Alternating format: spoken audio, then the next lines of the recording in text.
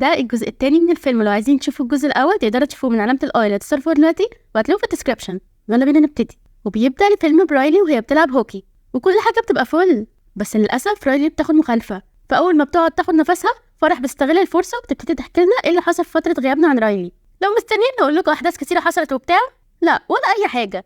رايلي بس كبرت وبقى عندها 13 سنه وهي زي ما هي رايلي الجميله الطيبه اللي بنحبها، والجزر كمان لسه موجوده وبخير. وتعالوا بقى نرجع بالزمن حبه، وهنا بنشوف زميله رايلي في الفصل اللي بتتعرض لموقف محرج وكل الطلاب بتضحك عليها. وقبل ما فرح والباقي ياخدوا قرار ان هم يتدخلوا ولا لا، فجاه بتظهر حاجه جديده، وده بقى احساس رايلي بذاتها اللي خلى رايلي تتصرف من نفسها وقامت وساعدت البنت اللي بيكون اسمها جريس، وبتيجي بنت كمان وبتساعدها اسمها بري، ومن ساعتها هم اصحاب. وكده بقى عندنا الجزء اللي جاي من الذكريات الرئيسيه اللي بتحدد شخصيه رايلي زي ما عرفنا من الجزء الاول. ودلوقتي بقى عندنا كمان احساسها بذاتها اللي اتكون من كل المعتقدات والحاجات اللي عرفتها رايلي، وده اللي بيخليها تاخد قرارات كويسه. فاول ما فرح بتلمسها بتسمع صوت رايلي وهي بتقول انا شخص كويس، وده كده احساسها بذاتها. ويلا بينا بقى نرجع للماتش اللي برضه فرح والباقي مش بيتدخلوا، ورايلي بتاخد قرارها بنفسها وبتخلي صاحبتها هي اللي تسجل الهدف وبيفوزوا بالماتش. وفوزهم وعداهم ده خلى مدربة المدرسة الثانوي روبرت تعرض عليهم ان هم ينضموا لمعسكر الهوكي اللي بتعمله كل سنة لمدة 3 ايام، وان هي دعت افضل اللاعبين المعسكر ده. فطبعا رايلي واصحابها مش بيصدقوا نفسهم وبيفرحوا جدا، وفرح والباقي كمان، لان لو ابهروا روبرتس هتحطهم في فريق المدرسة سكور النار هم ال3 السنة الجاية. ولما بتروح رايلي بتجيلها مامتها وباباها اللي بيكونوا فرحانين بيها جدا، بس رايلي بتحب تجلد ذاتها وبتفتكر المخالفة اللي خدتها النهارده وبتقول انها ممكن تعمل كده في المعسكر وبتخاف، بس مامتها بتطمنها وبتشجعها. ففعلا رايلي بتطمن وبتنام. فطبعا فرح مش هتسيب اللي حصل ده يمر مرور الكرام كده، خلاص انتوا بقيتوا عارفينها. فرح بتكون اخترعت آلة كده مخصوصة بتودي اي حاجة لدماغ رايلي من ورا، فبتروح فرح بقى واخدة الذكرى بتاعت المخالفة دي وبترميها عشان تخفف عن رايلي. فالكل بينبهر بفرح من ذكائها الخارق ده، فبيبتدوا بقى ياخدوا اي ذكرى مش ولا بد حصلت في اليوم ده ويرموها برضه. اصلها ذكرى مش كويسة يبقى تفتكرها ليه؟ لازم تنساها. اما الباقي كويس بقى على الذاكرة في طويلة المدى. بس فرح بتاخد ذكرى المكسب بتاعت النهارده وبتاخد حزن معاها وبتنزل المكان اللي بيكون احساس رايلي بذاتها، وبيكون مليان ذكريات لرايلي، وكل واحده منهم عامله حبل بيعبر عن حاجه مصدقاها رايلي، زي ماما وبابا فخورين بيا، انا طيبه، انا قويه، انا كويسه، انا صاحبه كويسه، انا فائزه. ودي اللي اتعملت اول ما فرح حطت الذكرى بتاعت المكسب. اهو كل ده بقى اللي بيكون رايلي. وبتطلع فرح وحزن للباقي والكل بينام. بس النهارده غير اي يوم، بيصحوا كلهم على صوت، وهنا انذار البلوغ بيشتغل، فالكل بيتخض جامد. فرح بتاخده وبترميه. فرح دي ما عندهاش تفاهم، اي حاجه ما تعجبهاش ترمي على طول، وهي كانت فاكره انها حلت المشكله. لكن للاسف المشكله بتكبر وبيجي عليهم عمال كتيره فجاه وبيبتدوا يدمروا المكان حرفيا. ده حتى غضب ما قدرش يوقفهم. واول ما رايلي صحيت راحوا ماشيين من غير ما يفهموهم ايه اللي حصل ده. ومن ساعه ما مشوا والمشاكل ما خلصتش، وحده التحكم اتجننت بقى اي حد فيهم يدوس زرار واحد رايلي بتأفور قوي. ايه دي كده الموضوع ما يستاهلش كل ده. فبعد اللي حصل ده بيقرروا ما يلمسوش وقت التحكم الا في الشديد القوي. نروح بقى لرايلي اللي بتبقى راكبه العربيه من اصحابها ورايحين على المعسكر، وبتبقى فرحانه قوي وبتوريهم صوره الفريق، وبتقول لهم ان فالنتينا اورتيز هي الكابتن دلوقتي واللي بيبان حبها الكبير ليها، وبتقول لهم ان هم لازم يبقوا جامدين قوي في المعسكر ده عشان روبرتس تحطهم في الفريق. بس بتلاقي صحابها بيبصوا لها ببصه كده ما عجبتهاش، فبسرعه عشان مقساس بتحلل الموقف، وبعد تفحيص وتمحيص وتدقيق بتكتشف ان هم مخبيين عنها حاجه. وفعلا لما بندخل جوه دماغ بري اشمئزاز بتاعت بري، هي كمان بعد تفحيص وتمحيص وتدقيق من نظرة رايلي لنظرتها ليها بتفهم ان رايلي فاهمه ان هم مخبيين عنها حاجه. فاهمين حاجه؟ وتعالى ندخل بقى جوه دماغ جريس هي كمان، اشمعنى هي لا يعني. وكمان جريس بتفهم ان بري فهمت ان رايلي فاهمه ان هم مخبيين عنها حاجه. لا خلاص كفايه لحد كده. وبتقرر تقر وتعترف باللي مخبيينه، وبتقول لرايلي ان روبرتس مش هتبقى المدربه بتاعتهم السنه الجايه لانهم هيروحوا مدرسه ثانوي تانية. فبتنصدم رايلي بس بتحاول ما تبينش، وبتتعامل عادي وبتعدي الموقف. بس من جواها بقى فرح والكل بيبقوا منهارين، بس برضه بيمنعوا حزن انها تخلي رايلي تعيط دلوقتي. بس اول ما بتنزل من العربيه وتودع مامتها وباباها بيسيبوا حزن تتصرف بقى، وفعلا بتعيط رايلي. وبعد ما بتهدى وهي داخله المكان بتخبط في بنت وبتقع، والبنت دي بقى طلعت مين؟ فالنتينا اورتيز. فما بتصدقش رايلي نفسها. واول ما فالنتينا جت تعرفها بنفسها رايلي ما سابتش حاجه عن تاريخ حياه فالنتينا غير وقالتها، من اول انها صاحبه اعلى رقم في التاريخ لحد لونها المفضل كمان. فالحمد لله خوف بيوقف اللي بيحصل ده. وهنا بقى فرح بتاخد بالها ان لوحه التحكم لونها اتحول لبرتقاني، فبتستغرب ان مفيش حد فيهم لونه برتقاني. فتعالوا بقى نتعرف على صاحبه هذا اللون. دي انا اللي بتبقى فراقه زياده عن اللزوم، ومش هي بس اللي نورتنا، لا ده هي جت وجابت معاها كذا شهر كمان. دي حسد وده احراج. انا عايزه اسميك كسفه. يبقى اسمه كاملة الكسفة اللي انت فيها يا حازم. اهو ده الشعور اللي كان مسيطر على حازم ساعتها. بس الكسفة ده تحسوه اسم بنت. خلاص احرب كويس. اخر واحدة معانا بقى ملل. دي من كتر الزهق واللامبالاة مش قادرة تقوم من على الكنبة تلمس وحدة التحكم، بتتحكم فيها عن بعد بالموبايل ده. والله في الصيف والحر اللي احنا فيه ده مفيش شعور مسيطر علينا كلنا غير الملل. فبعد ما تعرفنا عليهم غضب بيكون برضه مش حاببهم، بس فرح بتقول لهم ان المشاعر الجديدة ممكن يشوفوها مش مفيدة لرايلي دلوقتي، وبتضايقهم في الاول، بس بعد كده بيعرفوا اهميتها زي حزن كده اللي يعتبر الجزء الاول كان بيدور حواليها. لو ما شفتوش الجزء الاول مستنيين ايه؟ شوفوه عشان تفهموا العالم اللي احنا فيه ده اكتر. تعالوا بقى نكمل. فالنتينا بتعرض عليها تيجي معاها تعرفها على فريق سكور النار، فبتتدخل انا على طول وبتروح معاها، ومش بتهتم بجريس وبري، وبتقول لهم ان هو ده مستقبل رايلي وانها محتاجه صحاب والا هتفضل وحيده في المدرسه الثانوي. بس فرح بتفهمها ان دول صحابها وانها لازم تبقى معاهم طول ال3 ايام الجايين. لكن انا بيكون عندها راي تاني، ان ال3 ايام دول هم اللي هيحددوا بقيه سنين المدرسه، وبتقول لها انها بتقوم بشغلها زي ما هي بتفرح رايلي وخوف بيحميها من الخطر اللي رايلي شايفاه، شغلتها هي بقى انها تحمي رايلي من الخطر اللي رايلي مش شايفاه. فدايما بتفضل هي وفريقها يرسموا الصور اللي ايه اللي ممكن يحصل، وتصوراتها كلها ايه بتبقى سلبيه خالص، مفيش اي حاجه ايجابيه توحد ربنا، وبتوريها ايه اللي ممكن يحصل. اولا رايلي هتستخف بالمعسكر، فهتنزل من عين فالنتينا. ثانيا هتنزل من عين روبرت ومش هتقبلها في الفريق. واخيرا هتفضل في المدرسه وهي وحيده وملهاش اصحاب، ومحدش هيبقى عارف اسمها غير المدرسين. ده ايه الطاقه الجميله اللي دخلت بيها عليهم قلق دي؟ في اللحظه دي بتدخل عليهم ست عجوزه، دي نوستالجيا، او بالعربي الحنين للماضي، وبالمصري ايام الزمن الجميل. والله هتلاقي اي حد دلوقتي مهما كان سنه قد ايه بيقول ده انتوا مش عايشين، فاكر ايام الزمن الجميل؟ عارفين الكلام ده اللي هو بيتقال يكسروا بيه الملل في التجمعات العائليه او في اي تجمعات عامه؟ والله نفس الناس تبطل تقوله، كل زمن وليه حلاوته يا جماعه. بس ايا كان بيخرجوا الست العجوزه دي، اصل رايلي لسه عندها 13 سنه، هي لسه عايشه عشان يبقى عندها حنين للماضي، بيعدي عليها بقى كمان 10 سنين كده ولا حاجه. نرجع بقى لرايلي اللي بتتعرف على الفريق، ولما بتعرض عليها فالنتينا تقعد معاهم فرح مش بتوافق قلق على القرار ده، وبتروح تقعد في مكان فاضي عشان تقعد مع اصحابها اللي بيجوا فعلا، وبيفضلوا يتصوروا ويهزروا مع بعض، ومش بياخدوا بالهم ان روبرت دخلت، وفرح هتبقى لسه مكمله وانا ما بتعرفش توقفها. فروبرت بسبب تصرفهم ده بتاخد الموبايلات من الكل، يعني بتمشي بمبدأ السيئة تعم. فطبعا الكل بيتضايق من رايلي بسبب كده. فلما حاولت قلق تتدخل برضه فرح مش بتسمع لها وبتحاول تساعد رايلي بأي شكل، فرايلي بتضحك مع صحابها ودخل روبرت يقفش عليهم جامد وراحت معاقبهم كلهم، فكده يعني بوظت العلاقة بسكور النار. فبتزعل فرح، وهنا بقى بتسمع الفريق وهو بيتكلم عليها وبيقول ان روبرت مش هتدخلها الفريق ابدا بالشكل ده. ولما بتحاول فالنتينا تدافع عنها بيقولوا ان هم حتى لما كانوا لسه بادئين زيها ما كانوش مش ناضجين للدرجه دي، فيعني احراج خدوات التحكم بالطول كده لوحده. وراحت حزن مكمله معاه على رايلي، فرحت معيطه، بس انا بيكون عندها الحل وبتحط فكره في دماغ رايلي وان هي تحاول تكسب فالنتينا في صفها وكله هيبقى تمام. ففعلا رايلي بتروح وبتتكلم معاها وبتقول لها ما كانتش تقصد اللي حصل ده وبتعتذر منها، فالموضوع بيعدي تمام والكل بيسقف لقلق. فرح بتقول لها ان اللي هي عملته حلو بس لازم بقى هي ترجع للتحكم تاني، لكن قلق بتعرفها ان ده كان الجزء الاول بس من خطتها وانها لسه هتكمل. نرجع بقى لروبرت اللي بتقول لهم يتقسموا فريقين، وهنا فالنتينا بتقول لرايلي تنضم ليهم، فقلق ما صدقت وقعدت تحاول تخلي رايلي توافق، بس رايلي كان في حاجه منعاها وده احساسها بذاتها. وكمان اصلا فرح طبعا رفض الموضوع لان كده هي بتخون صحابها، وبتقول لها ان رايلي مش هتعمل كده لانها وعدت صحابها. فقلق بتقول لها انت عندك حق، وراحت شايل احساس رايلي بذاتها ورميه خالص. فالكل بينصدم من اللي عملته ده، وكمان راحت رايحه وخلت رايلي تروح مع فريق فالنتينا، فاصحابها طبعا بينصدموا من اللي هي عملته ده. نرجع لفرح اللي بتقول لها ان كده دي مش رايلي، فبتعرفها قلق ان دي رايلي الجديده وان كده احسن، وانها بتخطط لها لمستقبلها وانها تعمل رايلي احسن. وراحت واخده الذكرى بتاعت انضمامها لفريق فالنتينا وتبقى عايز تنزل بيها لتحت لمكان احساسها بذاتها، بس طبعا الكل بيقف في وشها وبيمنعوها. فراح احراج ماسكهم وانا اعتذرت لهم عن ده، بس رايلي كبرت وحياتها بقت معقده، فبقت مش محتاجه ليهم، بقت محتاجه مشاعر اكبر منهم. وبيروح احراج حابسهم في برطمان، فبتودعهم قلق وبتعرفهم انها ممكن تخرجهم بعد ما رايلي تعدي 18 سنه او للابد، لسه هتفكر في الموضوع يعني، وبتنزلهم من المقر. اما هي والباقي بقى بينزلوا مكان احساس رايلي بذاتها وبيحط الذكرى الجديده، فبتعمل خط كده كله شر. والخط ده بقى رايلي بتقول لنفسها انها لو بقت من فريق سكور النار مش هتبقى وحيده. نروح بقى الفرح والباقي بيكونوا اتاخدوا واتحطوا في مكان اللي بتحبس فيه كل اسرار رايلي، يعني كده بقوا مشاعر مكبوته حرفيا. وهنا بقى بنتعرف على 3 شخصيات. اول واحد بلوفي، وده بقى نسخه طبق الاصل عن دورة، سايب اللي بيحصل في الفيلم وعمال يواجه كلامه لينا احنا، وهم بيبقوا هيتجننوا ويعرفوا هو بيتكلم مع مين، هم شايفين واحد مجنون بيتكلم الحيطه. اما التاني بقى شخصيه من لعبه اسمه لانس، وده اكتر واحد حالته تقطع القلب، بيبقى مكتوب عليه أضعف ضربة قاضية أو فينش ممكن تشوفوها بأي لعبة.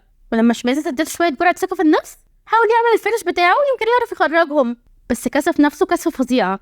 أنا اللي هيجنني إنه معاه سيف رهيب ما يكسروا بيه خلاص، بس إزاي مخ مفيش. فهنا بقى بيجي دور تالت واحد، وده بقى أكبر سر مظلم رايلي اللي محدش عارف هو إيه، وبيخلص لانسر المحاولات الفاشلة دي وبيخرجهم في ثانية. وهم كانوا متفقين معاهم هم يخرجوهم من البرطمان وهم يساعدوهم يخرجوا من هنا. فدلوقتي بقى يخرجوا من هنا إزاي؟ فكروا كده معايا. معانا سر رايلي المظلم، ومعانا لانس والفينش بتاعه، ومعانا بلوفي اللي متكمل شخصية دورة. تفتكروا مين هيخرجهم؟ الإجابة الصحيحة ولا واحد اللي فكر صح هيجيبها بلوفي ويستعين باوتشي، وده بقى اللي بيوزع حقيبة الزهر بتاع الدورة. أكيد حللت العقد، وما كانش اسمها حقيبة الزهر كده عادي، لا كانت بتقولها حقيبة الزهري وبتتك عليه كده جاب. كان عندها كل حاجة الله يمسيها بالخير، زي باوتشي كده اللي أكيد بيختار الديناميت عشان يخرجوا، وخرجوا الحمد لله. ومحدش يسألني طالما معاهم الديناميت ما يخرجوش من الأول ليه؟ المخرج عايز كده. وهنا بيقرر سر رايلي المظلم إنه يفضل جوه، ده كده أحسن لنا كلنا صدقوني. وقبل ما يهربوا لقوا الأمن في وشهم، وهنا بقى قرر لانس إنه يخرج الوحش اللي جواه ويواجههم لوحده. والله عندي أمل في المرة دي. إيه ده؟ يا ريتني ما اتكلمت، بس أنا ظلمته. ده طلع عبقري، زق عليهم بتاعة التنظيف وفجأة ما تعرفش إيه اللي حصل.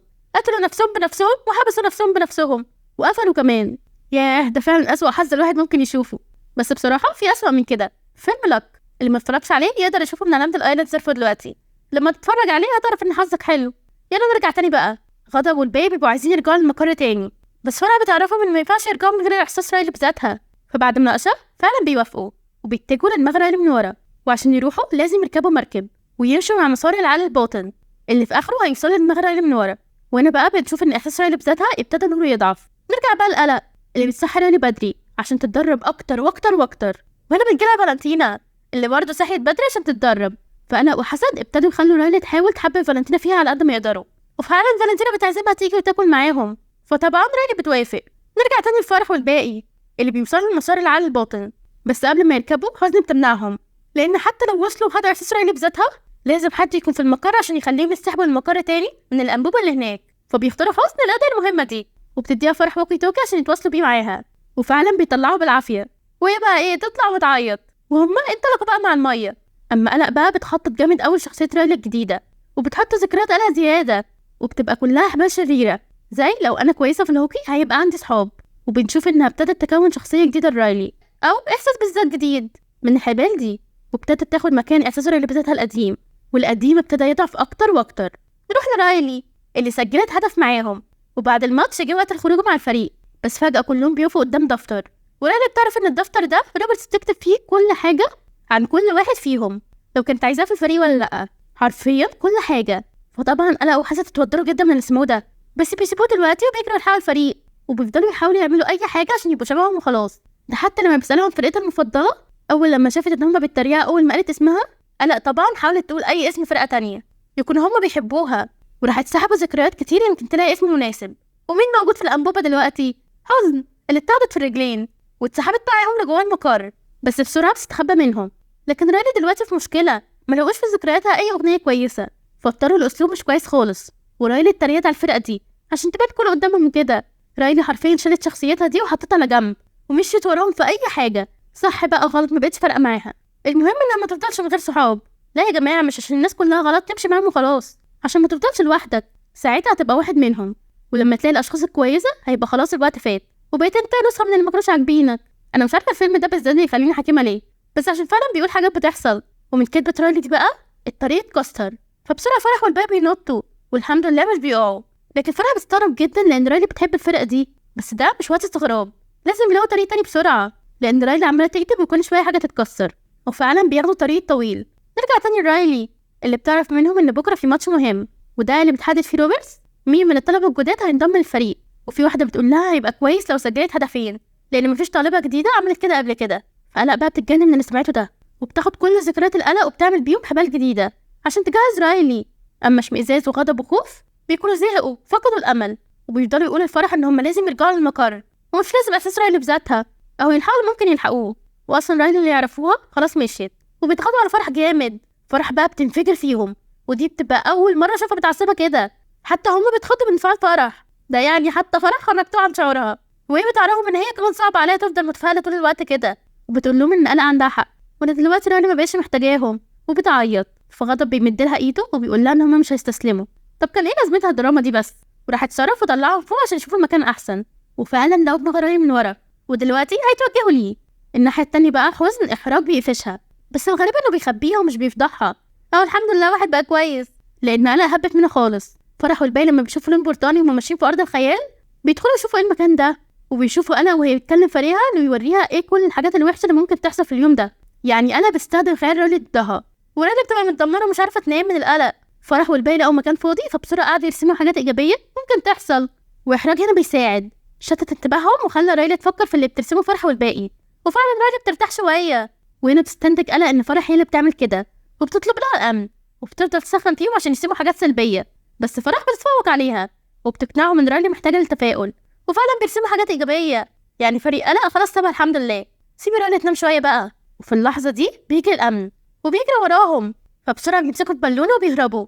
وعلى الرغم ان فرح نجحت بس انا وحسن مش بيسكتوا، وبيصحوا رايلي تاني من النوم عشان تشوف روبرتس كانت باقيه في الدفتر. ومع ان رايلي مرضيتش بس حسن بتضغط عليها وفعلا بتقوم. وهنا حزن بتحاول تتصرف وتوقف اللي بيحصل ده، فبتسرق موبايل ملل بتخلي رايلي تعيط، فبتسيب الدفتر. بس للاسف انا بتقفشها وبتروح مكتفاها ومخليها رايلي تقرا الدفتر اللي بيبقى مكتوب فيه انها مش جاهزه لسه، فكده مش فاضل غير يوم واحد عشان يغيروا رايها. وعشان ده يحصل احنا محتاجين لافكار كتيره جدا. وفعلا بتبتدي الافكار تنزل زي المطر على فرح والباقي، وبتبقى كلها افكار وحشه وكلها شر. فرح والباقي ابتدوا يكسروا فيهم على قد ما يقدروا بس بيتسحبوا في الدوامه. وهنا بتيجي فكره كبيره قوي فبيمسكوا فيها عشان تخرجوا من الدوامه، وفعلا بيخرجوا. بس للاسف الفكره بتوصل للقلق ورايلي بتبدا بتنفيذها على طول. رايلي مسحت شخصيتها وقلدت فريق في كل حاجه، دي حتى عملت حته من شعرها لونه احمر زيهم. وهنا بقى قلق بتقول انها لازم تسجل هدفين عشان تدخل، بس الاحسن من 2 3 ويعملوا اي حاجه عشان يسجلوهم. وعشان ده يحصل فاضل اللمسه الاخيره وبتنزل تحطها. اما فرح والباقي اخيرا وصلوا لاحساس رايلي بذاتها، بس للاسف بيكون طفي خالص لان احساس رايلي بذاتها الجديد اكتمل وما بيقولش غير انا مش كويسه كفايه. وبعد اللي سمعته قلق ده برضه مش بتوقف اللي بتعمله. اما احراج بقى اتدخل وفك حزن لان فرح كلمتها وقالت لها ان هما وصلوا اخيرا لاحساس رايلي بذاتها فتناديهم بقى. بس للاسف حزن مش بتلحق، قلق بتروح كسر الانبوبه خالص، فكده الطريق المقر اتكسر. فبتعيط فرح ولما بتشوف الذكريات اللي هي كانت رمياها بتحس انها مش وحشه قوي كده. ولما بيسالوها يعملوا ايه كده لاول مره فرح متبقاش عارفه، وبتقول انها ما تعرفش توقف قلق ازاي. ويمكن ده اللي بيحصل لما الانسان بيكبر، بيحس بفرح اقل وقلق اكتر. بس الحاجه الوحيده اللي هي متاكده منها ان رايلي مش ترجع لطبيعتها الا لما احساسها بذاتها يرجع للمقر وبسرعه. نروح بقى للماتش المصيري ورايلي بتبقى بتلعب زي المجنونه بسبب قلق طبعا. دي حتى تبقى عايزه هي الوحيده اللي تسجل، مش بترضى تمرر لباقي الفريق. ده الموضوع وصل بيها انها كمان خدت قرص الهوكي من بنت معاها في الفريق عشان تلعب وتسجل هي. نرجع لغضب اللي بتجيله فكره ازاي يرجعوا، بس الفكره دي محتاجين فيها حقيبه الزهري او بمعنى صح باوتشي اللي غضب اتعصب منه وقال انت لسه هتخطب وخد منه كل الدرميت اللي معاه. غضب ما عندوش تفاهم، والفكره كالتالي هيكسروا الجبل اللي حاجز الذكريات ده، فهتنزل كل الذكريات زي البحر للمكان اللي فيه الحبال، ومن هنا يوصلوا لرايلي. بس للاسف كده كل الذكريات الوحشه تدخل معاه من رايلي برضه، بس ده الحل الوحيد ويلا بينا ننفذ. وفعلا بيستهبوا مع الذكريات. نرجع بقى لرايلي اللي عماله تحاول تسجل التالت ومش عارفه لغايه ما خبطت في جريس وعورتها، فبتجري روبرتس وبتزعق لها وبتقعدها شويه يمكن تهدى. وهنا بقى قلب بتتجنن ومبتبقاش عارفه عملت ايه، بس بتفضل ماسكه رايلي وعايزه تصلح اي حاجه. احنا محتاجين فرح حالا بجد، وفعلا بيكونوا وصلوا.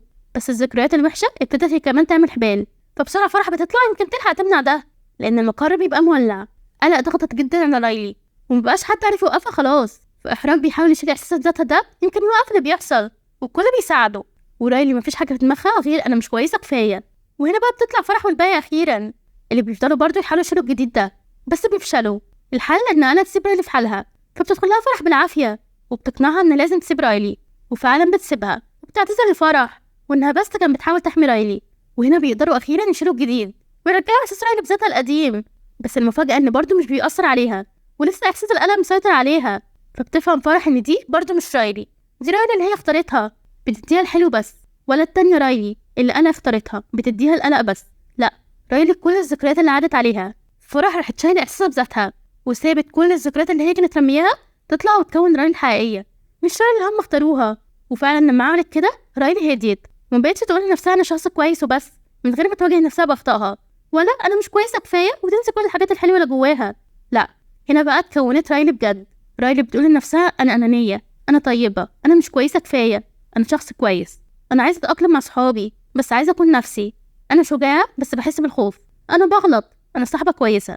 اهو كل ده رايلي بجد. فرحوا الكل بيحضنوها، وهنا كل القلق راح عنها، وبكده اصحابها بيطمنوا عليها. فراحت رايلي اعتذرت لهم عن كل اللي عملته ده، وبتعترف انها لما سمعت انهم مش هيبقوا معاها في المدرسه خافت، وبتطلب منهم يسامحوها. بس هما بيكونوا طيبين وبيسامحوها على طول وبيحضروا بعض. وهنا وحدة التحكم بتبقى عايزة فرح، يعني ريلي دلوقتي محتاجاها. وفعلا أخيرا فرح بترجع وبتنور ريلي من تاني، وبتلعب وهي مبسوطة، وكله بقى تمام في المقر. ده حتى غضب هادي الحمد لله، وخلى باوتشي معاه كمان. في اللحظة الجميلة دي بتيجي نوستالجيا تاني، وبتقول لهم فاكرين لما كنا مع بري وجريس؟ أي حنين وخلاص، ده احنا لسه سايبينهم مفيش يومين. ودلوقتي بقى بنشوف ريلي في المدرسة وهي مع باريس وكل النار، وبتبقى مستنية تشوف هي بقت معاهم ولا لأ. ومن الواضح من نظرتها إنها بقت في الفريق. وكده بيكون الفيلم خلص. وما تنسوش تعملوا لايك وتشتركوا في القناة، واستنوني في الفيلم الجاي.